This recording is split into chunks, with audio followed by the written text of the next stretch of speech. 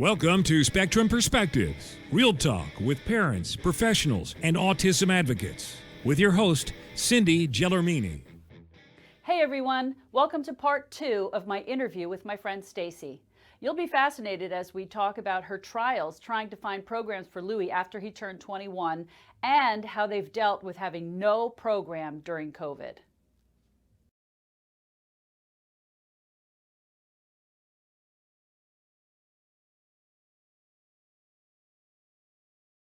So after he graduated, you're now thrown into another whirlwind, which is I feel like I'm going to sound like I'm talking out of both sides of my mouth right now, but it's the best version of Louie, but it was also the worst version of Louie because he left what he knew.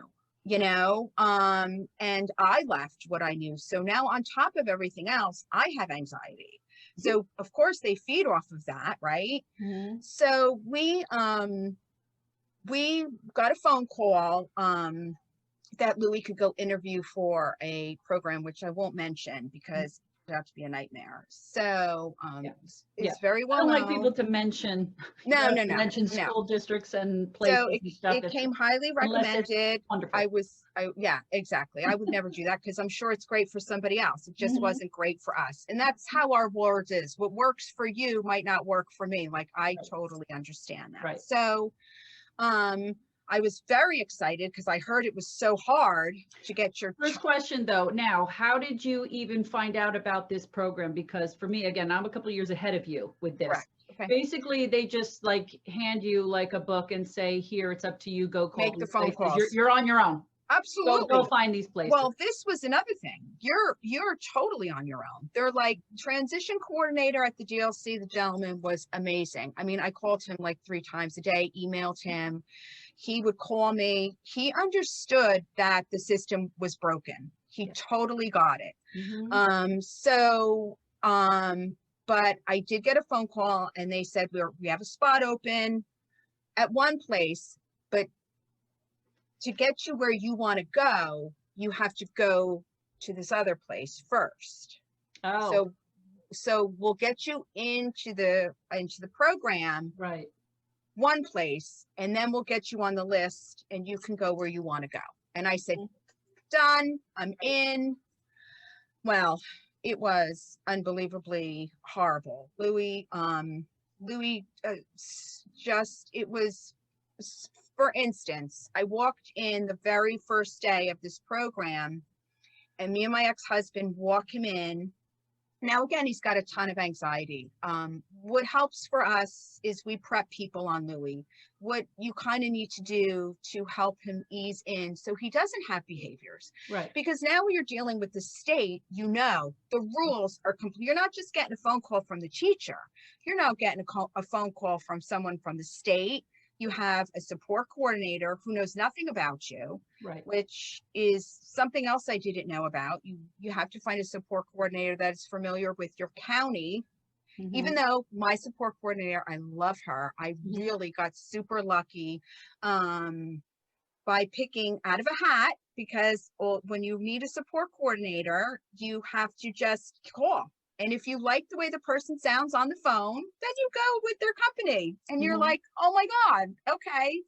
So actually I did like the way I did exactly what they said. And I got a lovely girl who quit, shocking, which obviously that's what happens.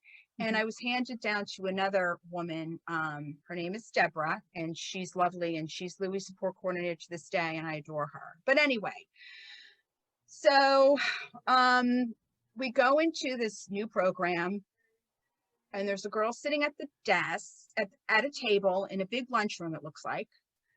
And she's got her head on the table. She's looking at her phone, knock on the door. And I said, hey, she waves us in, still on her phone.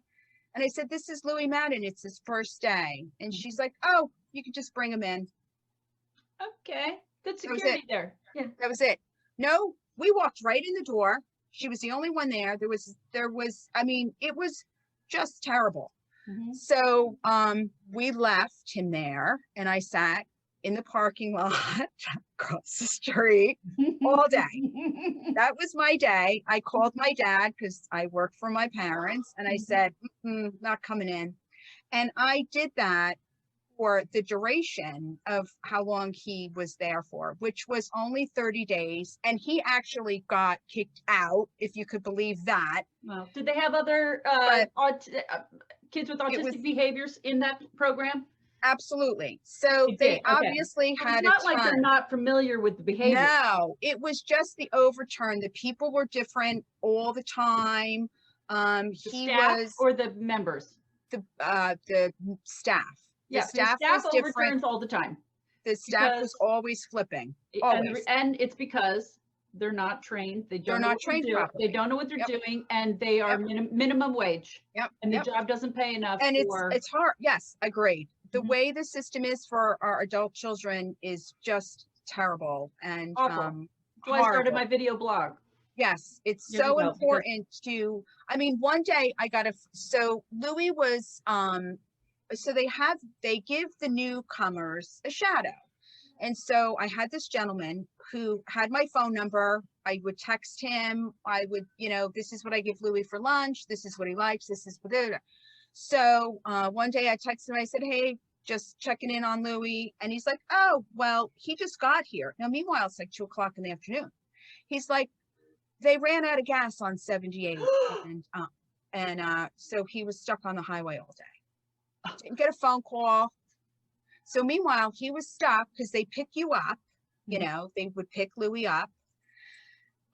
He was stuck in a car on the highway all morning. So once my ex-husband So that was another question. So you didn't drive him to the program. He got picked up. He got bused. So I was driving him there, and then they were like, listen, the more the program does, the more money they get. So this is one of the things that his father, throwing him under the bus, wanted him to try. He wanted him to get picked up just twice a week. Okay. So we would keep it. I would drive, and then so he would get acclimated. Anything we did with Louie was baby steps. I mean, you couldn't just throw him in, or else it was a bigger disaster. So this was one of the days that he was picked up. They would have their earbuds in. They wouldn't even talk to Louie. They wouldn't acknowledge him. It just was so bad. But anyway, but I think, for me, I think, God has a purpose to get you from point A to point B. You might have to go through some rocky roads. So going through that nightmare brought us to a big gap in Louie staying home and not having a program at all for almost a year. So, so what did you do? You just took him out? So, well, he got kicked out. Oh, right. So we were, which was fine because it was his 30-day review. And they were like, no, we can't. This is not working. Yeah. This isn't working. And so, me and my ex-husband had some choice words for them, and we took our son and we happily left. So, but then now you're back where you started, and which stunk was now all the kids that were 21 getting into programs already spots were taken. So there was nothing around here for Louie. So we were traveling to, Verona. We were traveling all over. I was looking at places, an hour away. I was thinking of moving. I mean. Yeah.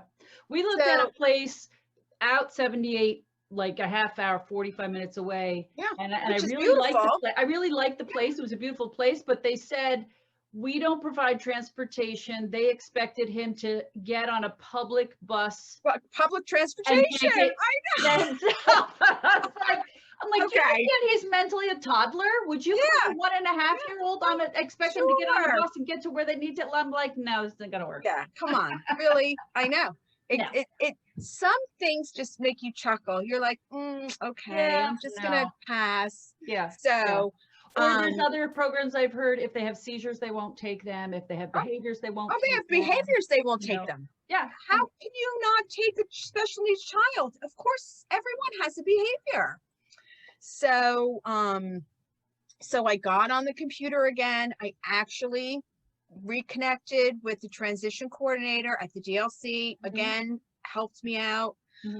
This is where it was important for me to say what I said about the support coordinator, knowing your county, because we're in Union County, that's where I am. And so I had to find somewhere that was close, that if he was going to be transported through the program or myself, you know, it could be in my schedule. I could get to work. I could pick him up if I had to. Right. You know, things like that. I mean, you know, your life is hard enough. I mean, you got to pick and choose your battles. Yeah. So I wanted to just pause for a second, because you're divorced, you're a single mom, right? Yep. Yes. And so how does that work if even when he was in school, if he's off of school or whatever, like, what do you do? I guess you're lucky that you can work for your parents and just say, hey, I'm not coming in today. Absolutely. So I'm very lucky to be working for my family's business, landscaping business. And so, I mean, I do have a regular time that I should be working start to finish, but you know, if something came up, I either was out of there or was late or or if you have to drive him an hour, if I have to leave, program. I have to leave. And so they didn't like it. I mean, nobody would like it, but I'm their kid. This is their grandson. What are you going to do? You know, so they do, you know, I'm very, very fortunate to have that convenience of working, you know, with that kind of schedule. So, so then Lou and I decided to venture to the ARC of Union County, because they had some openings. So we went to the ARC of Springfield, and they have a beautiful program there. Bobby went to one of their programs. He hated it. Well, so Louie did not, you know, fit into, it was too high functioning for him because of his behaviors. You know, when you go through the DDD, your son is put on a budget scale. So Louie is, you know, a DA, which is, you know, behavior, you know, scale. So they said, listen, you know, why don't you check out our opportunities program? Wait, back up. So for people that don't, it's funny because I know what you're talking about. Yeah, I'm sorry. Other people don't know. DDD is the Division of Developmental Disabilities. That's the state of New Jersey, and you have to register your kid with DDD, and you really need to do it when they're young. So that when this time comes, then they kick in and they give you a person, you know, that brings you to these places and all that kind of stuff. Right. So what the DDD does is they provide a budget through the state. I didn't know. I didn't know that. That's how Louie pays for. That's how the programs get paid, through the state of New Jersey, which is the Division of Developmental Disability. So what they do, you know, the NJ Cats, this is something that you have to do, but when they're 18, you have to do this intense, you know, survey about your child. So did you declare guardianship for him then also when he was 18? Absolutely. So me and my ex-husband have our co-guardians, and then my daughter is also in that loop. So yes, we do have guardianship, which is also very important. Social Security, another very, very important, which is very hard. They're eligible for SSI. You got to do that too. Yep, that's at 18 as well. So 18 is a big number. PLC had told me all that stuff. They do really helped with all that. When you go through, when your child goes through that class, it's like, you know, I think one time you and I drove to, you spoke, as a matter of fact, coming back to me, you spoke at DLC? at the DLC I about, remember I went there once, but I don't remember what I said. well, you were speaking about programs, and it was all about transitioning and Hmm. programs, and there was agencies there, and they're telling you what you needed to do before your child leaves for Right. you know, the big Yeah, world. I think their Mhm. point of view, the reason they wanted me to come in was because parents were not moving. They weren't doing it. They No, weren't registering right. them for Yep. DDD, and they weren't, it's like they weren't taking it with a sense of Seriously. Oh, I was one urgency. of them. Terrified. Yeah, and I Terrified. remember, Hmm. you know how you go for parent teacher conferences, right? Like once or Yep. twice a year, and you sit outside in the hallway waiting for the other parent to come out, you know? Yep. Yep. And it was taking forever. Like the other mom wasn't coming out. And finally she came out. And when I went in, they said, you know, we're really sorry, but she was crying hysterically. And we didn't know what to do because her son is graduating and she doesn't know what's coming Lost. after this. And she's hysterical crying, you Yep. know? Yep. And I believe that. and so that's kind of where Been they're there. coming from. They're like, let's go, parents, you know, you got to get Yeah. moving on this. Yes. Yes. And like and I'm glad I'm talking to you about this too, because Yep. there's not that many spots out there, you know, and if you wait, the spots are taken and then you're Yep. stuck. There's nothing. Yep. Well, that's why you have to you're on a wing and a prayer, because there's so many special kids in New Jersey, Mhm. and there's only so many programs, and Right. you have to, not everything is a good fit. I mean, just like medication we were talking about, Right. it's trial and error, and it's at your expense. It's your life, it's your child's life. So Mhm. of course you want to do the best you can and make the best decisions, but you're winging it a lot of times. So my question though, and this is why I brought up work, is so if Louis is not, he's not in a program, you're taking a break for a year where he's not in a program. How Yeah. did you go to work? What did you do? Well, so this is another interesting part of being single. I have my boyfriend, Mhm. is a retired fireman from Patterson. He was a captain there and he's retired. And so I hired him to watch my son. Well, there you go. So there it worked out. So what else was good Well, is and what do they do all day? so, well, it really depends. They're guys. So Yeah. Louis loves to drive around. Yes, I know. I was going to ask you Okay. about your So driving. So we do the NP 500 all the time, as me and my buddy Paula calls it. So Yes. sometimes her and I see each other Yes, and we've driving. seen you. We saw you when Sundays we used to take Yes, Robbie and for a Louis ride, and was we singing. pulled Yeah. up behind you, and Louis like got his hands out of the car or something, Oh and yeah. we were cracking Yeah. up. We are like, that's got to be Stacy in front of us. Yep. So Louis puts on Bon Jovi, or Shania Twain, and it's Okay. blasting, and he's singing to everybody.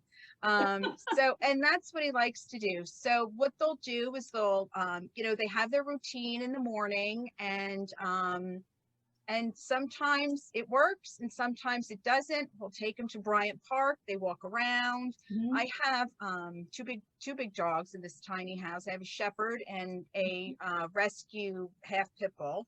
So they're outside playing with the dogs. They're just doing stuff, nothing, nothing that was going to really put him over the top. But just by Louis being with another guy Mhm.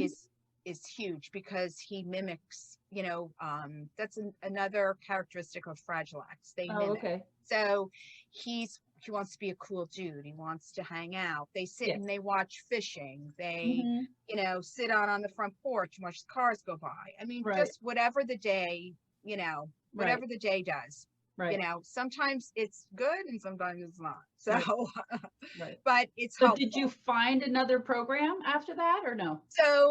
So we ended up getting being told that, because Louis' tier was so high, that the ARC of Tier, you Springfield, mean he was more expensive? well, no, he had more of More a behaviors and stuff. behavior. His tier is Got a it. DA, Okay. so he's got behavioral issues. That's Okay. saying, he's got, but Louis not physical. Louis is what they call object aggressive. So Louis is physical with things. He'll throw things, he'll, my daughter, he'll throw things, he'll break things, but he doesn't hurt you or hurt himself. Not that that's never happened to me, of course, it has, obviously, but they're very few and far between. So they said, listen, why don't you go over to, and this is a true story, so I'll tell you, obviously. So we go over to their opportunities program, which is for clients, which are what they're called now. They're not students, they're clients. And they're of all ages, older than us, young, 21. And so they said it's for more of our behavioral clients. So we were like, you know what, we are stuck. We'll do it. So we went around the corner. It's all off of 22 in Springfield. And we go there and we're with our sport coordinator, and we go in there, and man, it's a dump. It is a dump. And I had just tears in my eyes. I just was like, I held them back. But as we walked in, there was a boy there who has Down syndrome, and he nonverbal, and he was sitting there, and Louie went up to him, took to him, wanted to talk to him. The woman who was giving us the tour pulled up a chair. Louie sat with him, and it was like love at first sight. It was like me and my ex-husband were like, what is going on here? So we took the tour, we left, and we were like, oh my God, I can't believe this is all that they have out there for our son. But Louie has never, and when I tell you never has been more confident in himself, prideful in himself. I cannot say, so we signed on the dotted line. I mean, once we saw Kyle and him connect like that, but it's amazing to me, Cindy, how I'm always learning when it comes to being a special needs parent. Always. I think I know it all.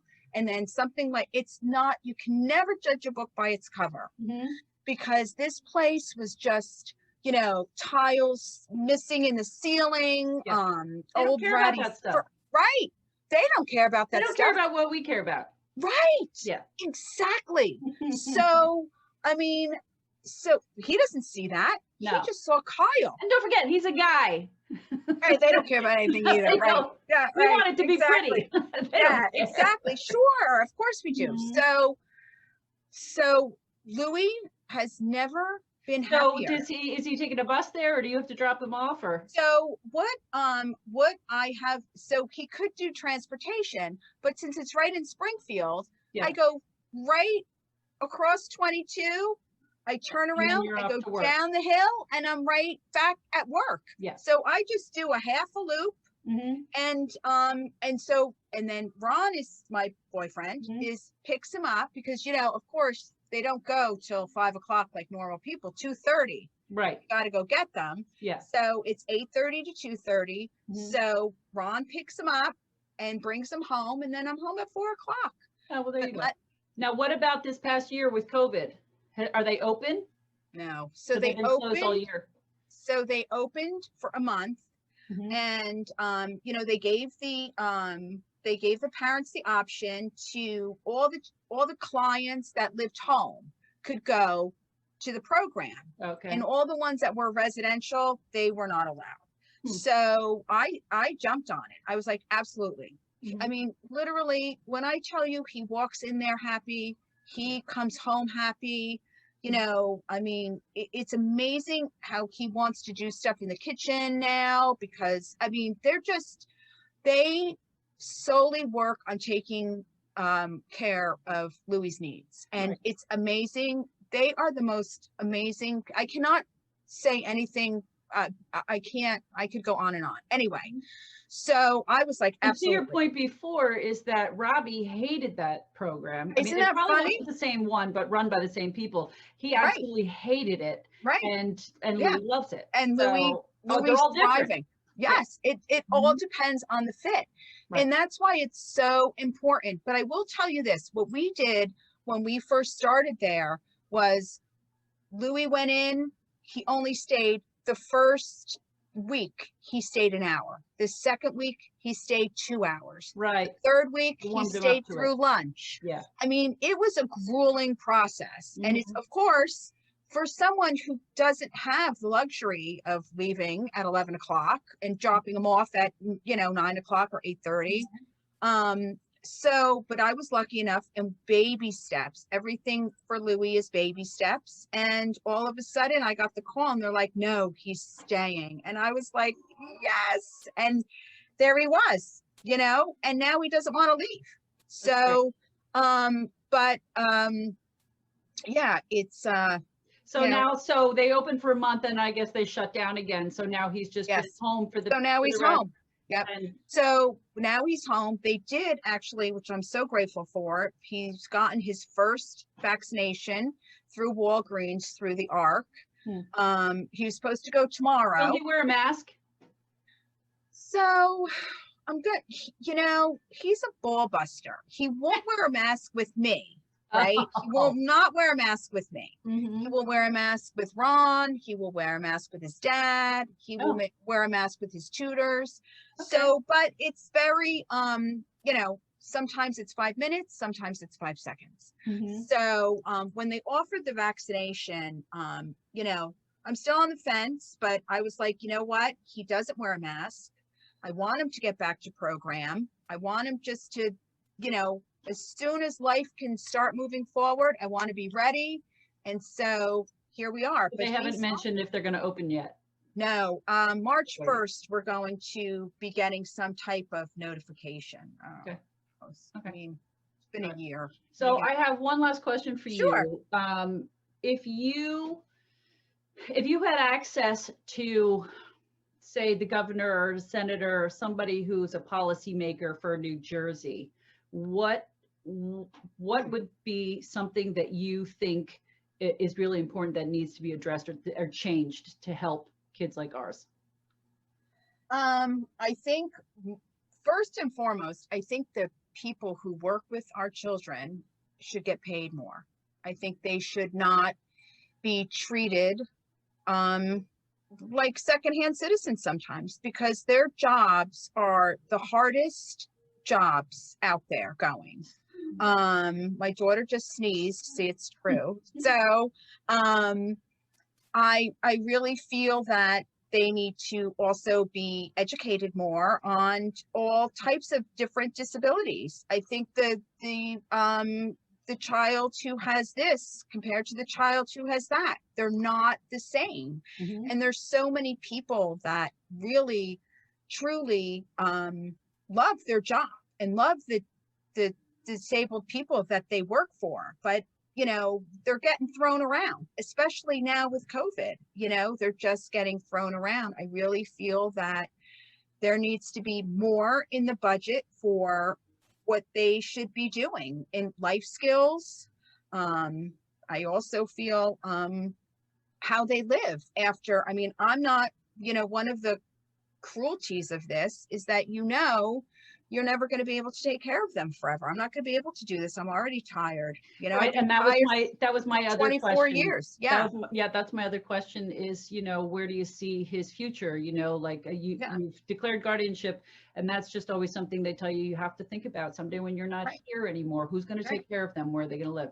Right. Well, so my theory is that, I, in a residential home, I'm not familiar with them at all, but I know that, he's got a room. Well, he's got a room here. You know what I'm saying? So I don't really know the difference from Louis living in a residential home or living home with me. So what I would love is to have more of a community base for these kids, like a college where they have homes. And I think we've already talked about this. So where they have, to me, I You know, would love to see the DLC in Warren turn into an over 21 residential facility where they all yes, can just live there and have a right, community. And, yeah, right, I know there's a big, right, there was a big push in the state because they yep, didn't like residential facilities like that because they think it's like an institution and they think that they yeah, should live in a group home. But yes, they but don't like what we like. You right, can't, exactly, right. and it's not, And who are and to they? me, right. Right. And to me, I would love that. let's look at Lantern Hill, okay, which is this, it's a big facility Yep. that they built for senior citizens, that it's assisted living, okay, and Yes. they have a restaurant there, they have doctors and nurses there, Mhm. they have their own little community in there, and Yes. they have everything they need, and it's ideal for them. Yes. Same Yep. thing for our kids. I think they would Absolutely. thrive, thrive, I and that's my I dream. agree. That's what I want. Okay, well, guess what? I'm Let's right do there it. with you. Yes. Yeah. Because, and that is really what I would want, our kids are so much more than what people give them credit for. And I know Louie's never going to cure cancer. I mean, I know that, but I know Louie has potential and he wants to have potential. He wants to do things, especially seeing the turnover at his age with this program, the way I see such a difference between him in school and now. I mean, so it's there's so much more to them, and something like that is where I would like to see my son because he deserves it. He's freaking awesome. Absolutely. But You again, know? but it's all budget. Yep. Yeah, there's a place Right. out there that is a facility, but it's like $100,000 a year for them I to know. live there. And Who's got that come kind on. of money? Nobody has. That's No. ridiculous. How can you have that kind of money when you're living with your social security that they give you? I mean, you know how much that is. That's Louis eats more than that a month. I Right. mean, it's a joke. It's a joke. And then they audit you like, how much money did you spend on really Mhm. food? Yeah, exactly. Yeah, food. Exactly. Yeah. Exactly. So, but Yeah. yes, So how that's it's going to get done, how it's going to get paid for, I don't know, but I'm you going to know keep what? plugging away. There's so many of us out there that want that. I think we could do it. I really feel in my heart that that's something that is doable. Really. I think I so. really do. We got to find the money. Yeah. But that's my dream for him someday. And actually for all of our children Yeah. because they deserve it. Yeah. Totally. Amen. So, yeah. All right, Stacy. Thank you so much Thank for you, joining me. That was Cindy. awesome. This was so fun. I appreciate it. Okay, thanks. All All right. right. Enjoy the rest of Bye-bye. your snow day. Thank you. You too. Bye. Bye-bye.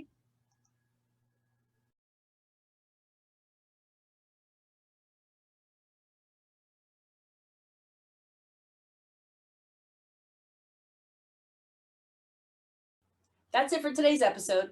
I hope you enjoyed listening and it helped you gain a new perspective.